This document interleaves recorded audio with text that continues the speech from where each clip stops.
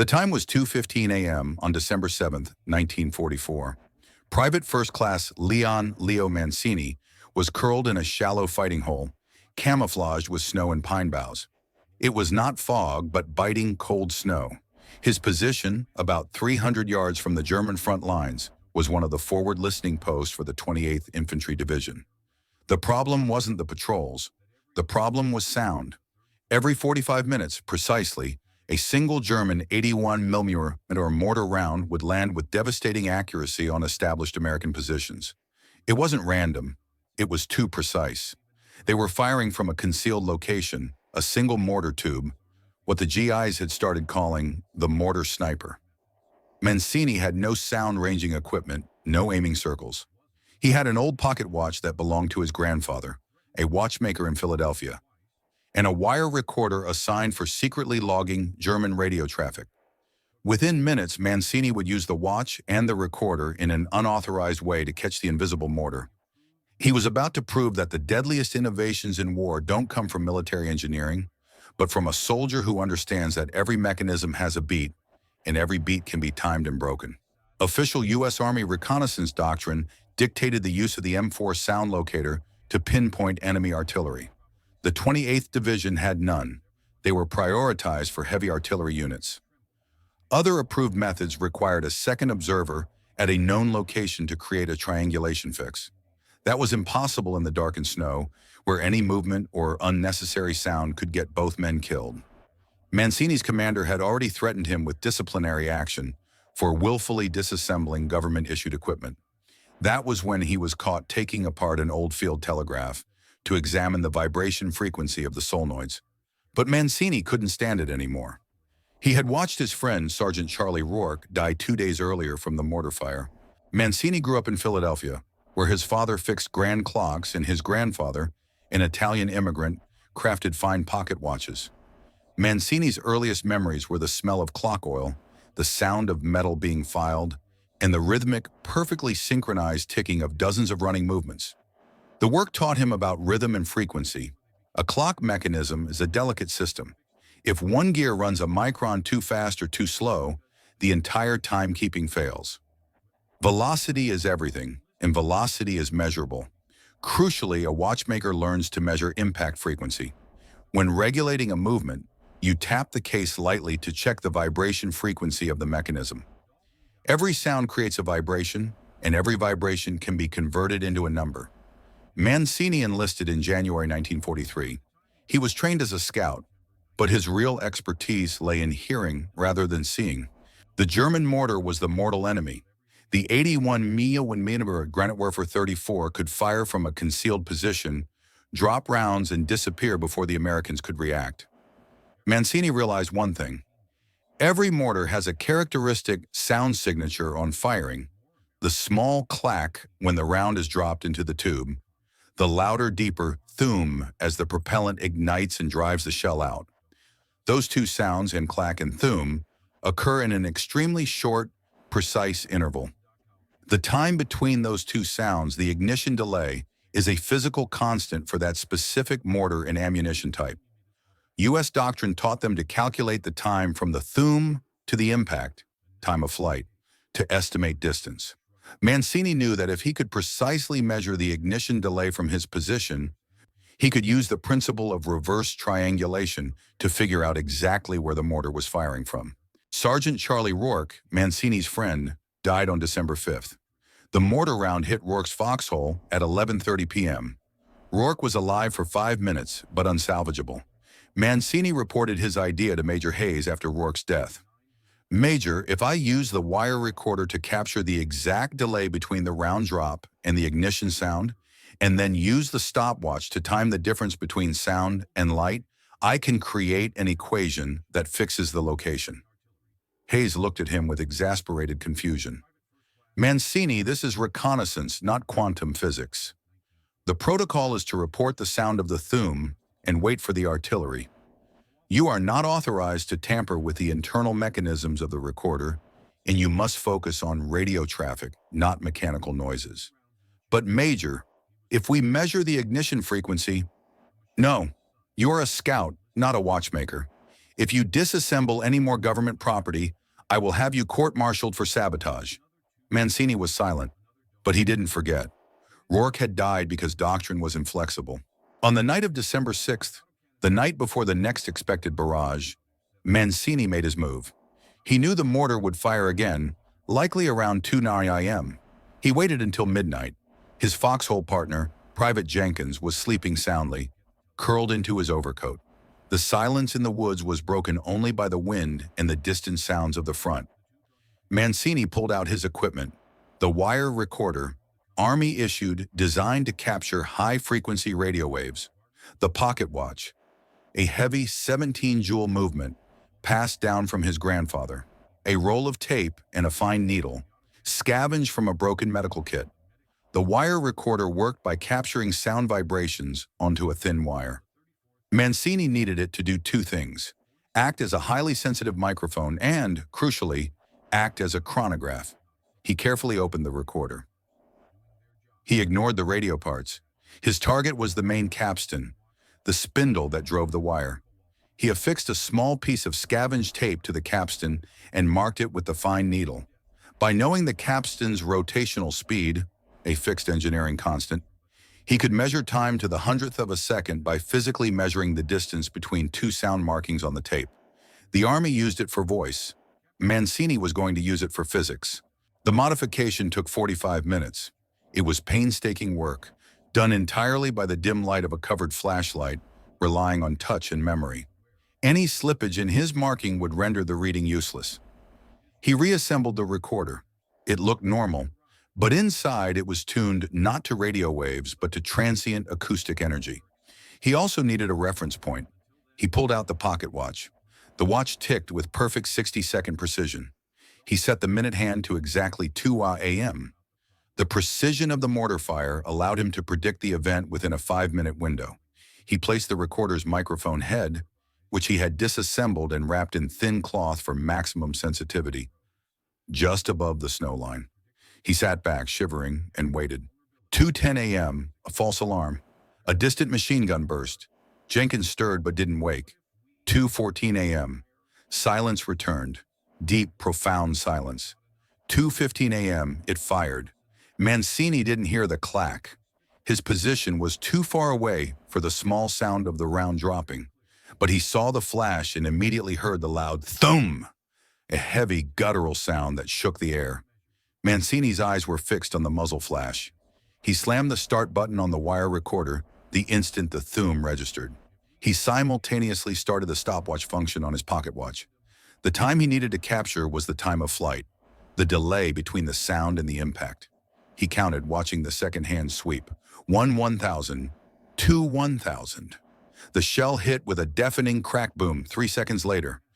Mancini slammed the stop button on the pocket watch. Total time of flight, 3.09 seconds. He immediately stopped the wire recorder.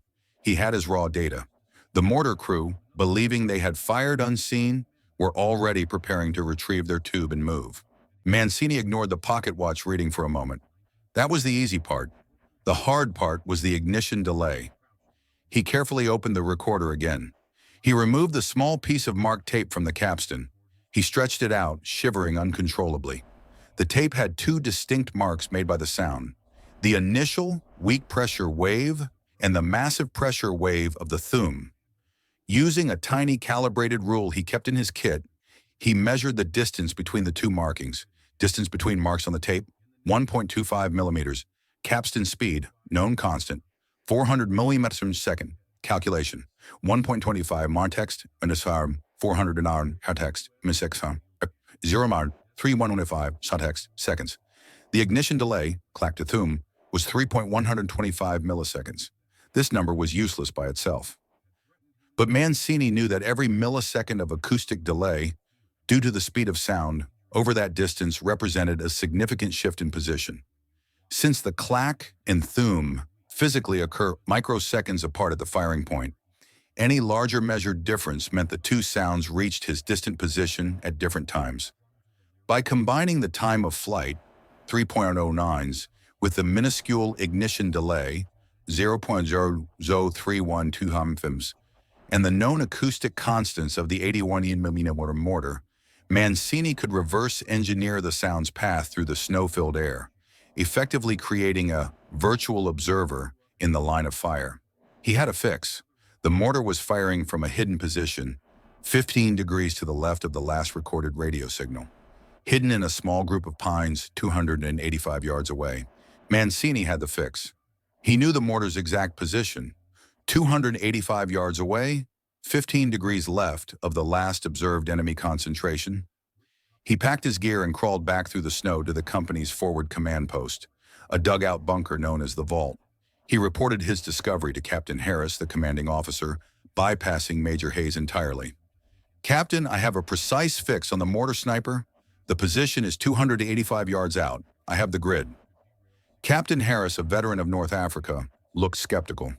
"Mancini, you're a wire recorder operator. Where did this data come from?" "Acoustic analysis, sir.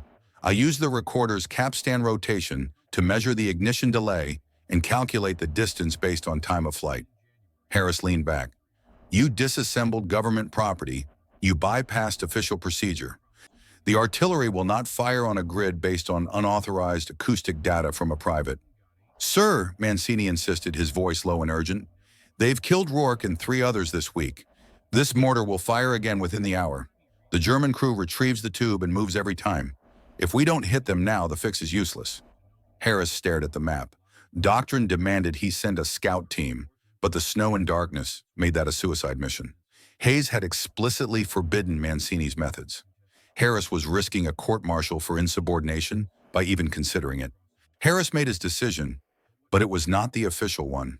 He called the artillery liaison, but instead of giving the precise grid, he ordered a light harassing fire 300 yards north of Objective Mackerel, a known but slightly inaccurate area. He then looked at Mancini. "You've given me a precise target. I cannot risk my men on a scout trip, nor can I risk reporting unauthorized data up the chain. But I have 2 spare M1 bazookas in reserve. They are reserved for armor, but..." He paused. "Mancini, I'm ordering you to forget you ever gave me a specific grid. You will take Private Jenkins and 1 bazooka. You will conduct an unauthorized independent scout patrol to investigate the terrain near Objective Mackerel. If you encounter any German equipment that poses an immediate threat, you may engage it." "Yes, sir," Mancini said, understanding the unspoken command perfectly.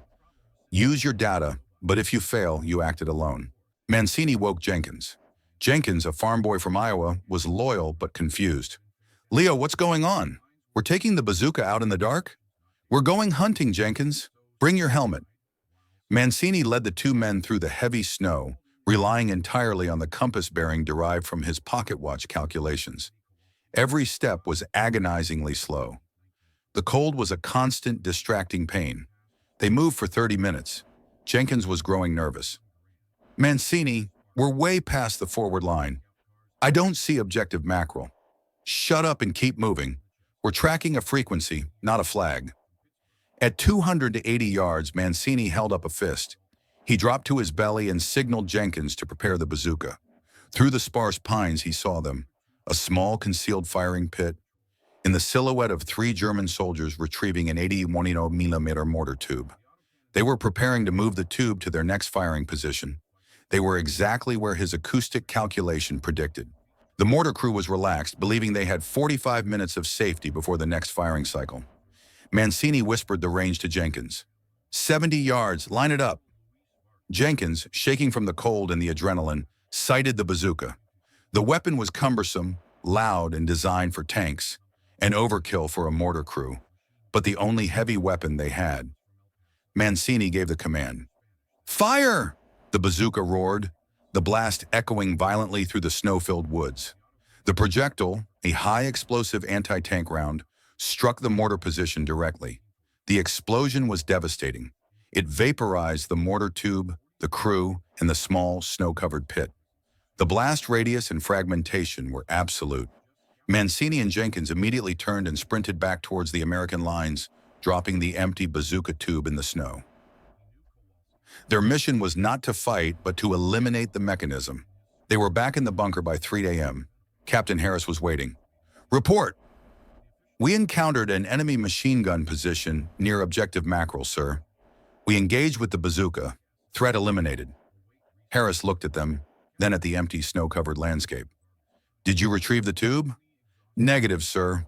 The area was heavily contested. We withdrew immediately. Harris nodded once. Understood. You are both confined to barracks for unauthorized patrol until further notice.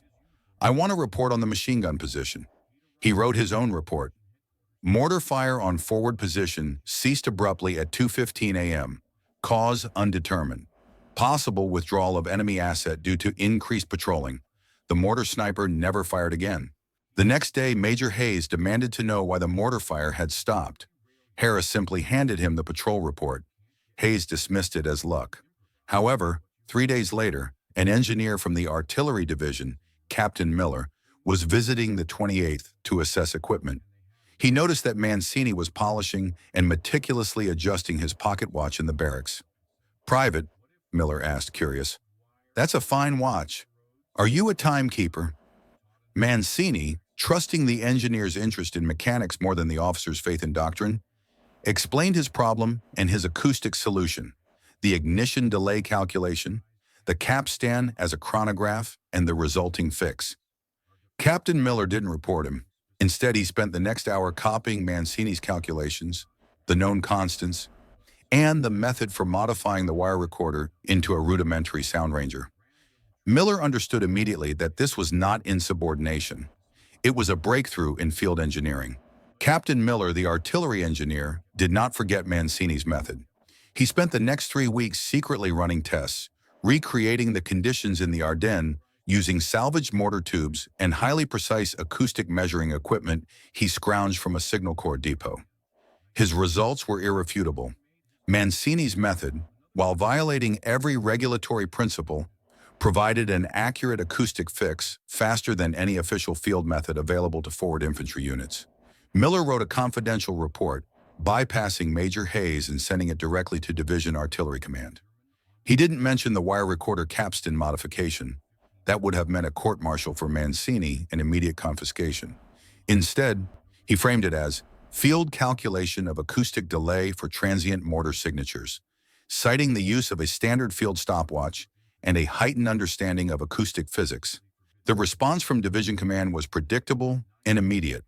The method was unverifiable, non-standard, and mathematically reliant on unauthorized constants. They explicitly forbade the distribution of the calculation methods. However, the silence of the mortar sniper in the 28th Division sector was a result no one could ignore. Casualties from singular mortar strikes in that sector dropped from 3 per week to 0. The compromise came from a pragmatic colonel in the artillery. He couldn't officially approve the method, but he issued a memo allowing forward liaison officers to increase collaboration with infantry acoustic observers and utilize localized field observation data for harassing fire. It was bureaucratic language, meaning if the infantry tells you where to shoot, shoot there, but don't ask how they know. Mancini was never given a commendation, but he was quietly transferred to the Division Reconnaissance School for advanced instruction. His new job description was vaguely defined as acoustic observation and terrain mapping. He spent the next 3 months, from January to March 1945, teaching other scouts his method. He couldn't use the wire recorder trick in the classroom. Instead, he taught them to use a standard field stopwatch and rely on auditory perception to measure the delay between the clack and thum, then correlate that fraction of a second with a predetermined chart he'd created. The students were skeptical at first. You're telling us we can find the mortar just by listening to the sound the shell makes before it leaves the tube? I'm telling you, Mancini would patiently explain, that every time the German fires, his clockwork reveals his position. You just need to know how to measure the second hand. The method, unofficially known among the scouts as the Watchmaker's fix, spread through the infantry lines like wildfire. It was simple, required no equipment beyond what they already had, and it saved lives. By late February 1945, German intelligence reports began to reflect the change. They noted an unusual increase in counter-battery fire aimed at transient, low-signature mortar positions. Their mobile mortar teams, which had operated with near impunity for months, were suddenly being harassed or destroyed immediately after firing. German command was baffled. American sound ranging technology hadn't improved. They suspected a new type of radar or aerial spotter. They never guessed it was a private measuring acoustic delay with a pocket watch. The German response was to change doctrine. Mortar teams were ordered to decrease the time of flight by using minimal charge increments, firing from closer ranges, and moving faster. This adaptation, while saving mortar crews, meant their fire was less concentrated, less accurate, and less effective overall against entrenched positions. Conservative estimates suggest that between January and May 1945, the Watchmaker's fix led directly to the elimination of at least 20 German mortar positions and significantly contributed to the reduction of German harassing fire across 3 American divisions. The lives saved were difficult to calculate precisely, but were likely in the hundreds, dramatically improving morale and reducing forward position anxiety. No one received a medal for it. Mancini was discharged in September 1945 with the rank of sergeant. He received a Bronze Star for meritorious service, unrelated to the acoustic fix, and a lot of memories. Leo Mancini returned to Philadelphia. He went back to the clock shop working on the rhythmic, predictable mechanisms of peace. He married his childhood sweetheart, had 3 children, and never spoke much about the war. When asked, he'd say he just did his job and came home. In 1968, a military historian, Dr. Eleanor Vance, researching acoustic ranging failures in the European theater, stumbled upon the unusual cessation of mortar fire in the 28th Division sector in late 1944. She tracked down Captain Miller, who finally, years later, revealed the full story of the acoustic observation method. Miller put her in touch with Mancini, who, then in his late 40s, showed the historian the old pocket watch and sketched out the capstan modification in detail. "I just knew," Mancini told her, "that sound travels at a speed, and if you can measure the fractions of a second, you can find the source. It's just mechanics, Doctor." Dr. Vance published her findings in 1970, framing the innovation as a brilliant, unauthorized application of physics. Like so many wartime innovations, the official recognition came decades later. In the 1990s, the U.S. Army Infantry School updated its forward observer manuals to include a section on acoustic correlation analysis for low-signature fire. The technique described was a refined, digitally assisted version of Mancini's original calculation, using specialized sensors to measure the microseconds of acoustic delay. The training manual credited the method to post-war engineering analysis, completely ignoring the Brooklyn dock worker who had used a pocket watch and a wire recorder capstan in a freezing foxhole. Mancini died in 2003 at the age of 83. His obituary mentioned his service and his career as a master clockmaker. It did not mention the watchmaker's fix. But the method lives on.